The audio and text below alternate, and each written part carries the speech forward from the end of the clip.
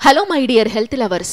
ఆయుర్వేదం ప్రకారం మన ఆరోగ్య విషయంలో 3 దోషాలకు ప్రాధాన్యత ఉంటుంది. అవే వాత, పిత్త, కఫ దోషాలు.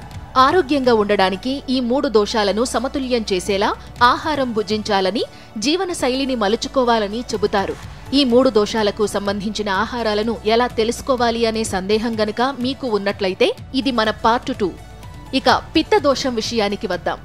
ఇంతకు ముందు మనం ఎలా అయితే వాత దోషానికి సమానంగా వగరు రుచి ఉంటుంది అని చెప్పామో, అలాగే పిత్త దోషానికి సమానంగా కారం రుచి ఉంటుంది.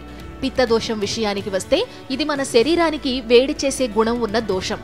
అందుకనే మనం కారం రుచిని ఎక్కువగా తింటే మన శరీరంలో పిత్త దోషం పెరుగుతుంది. పిత్త దోష లక్షణాల వల్లే మన ప్రేగులలో మరియు నోటిలో అల్సర్లు ఏర్పడతాయి. అందుకే ఈ సమస్యలు కారం అధికంగా తిన్నప్పుడు గమనిస్తూ ఉంటాం.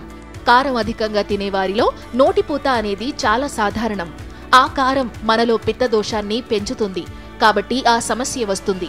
మరో విషయం ఏమిటంటే కారం కఫదోషాన్ని తగ్గిస్తుంది కూడా. ఒకవేళ మన శరీరంలో కఫం బాగా పెరిగింది అనుకుంటే ఈ కారాన్ని మనం ఆ కఫాన్ని తగ్గించే చికిత్సలా ఉపయోగించవచ్చు. ఇక కారం కఫాన్ని తగ్గిస్తుంది కదా అని కారం ఇష్టవచ్చినంత తినడం మొదలు పెట్టకండి. ఎందుకంటే కఫం తగ్గిపోయి అదే పనిలో మీ శరీరంలో ఉష్ణం, పైత్యం బాగా పెరిగిపోయి కొత్త సమస్యలు వస్తాయి. అందులో ముఖ్యంగా వచ్చే సమస్య అల్సర్.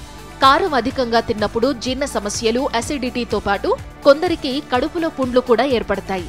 ఇంకా ఈ కారం అధికంగా తినడం వల్ల డయేరియా వంటి సమస్య కూడా వచ్చే అవకాశం లేకపోలేదు. ఈ సమస్యల వల్ల ఒంట్లోని శక్తి అంతా పోతుంది. ఇక పిత్త దోషం ఆధిక్యత ఉన్నవారు కారాన్ని కొంచెం లిమిట్ చేయాల్సిన అవసరం ఉంది.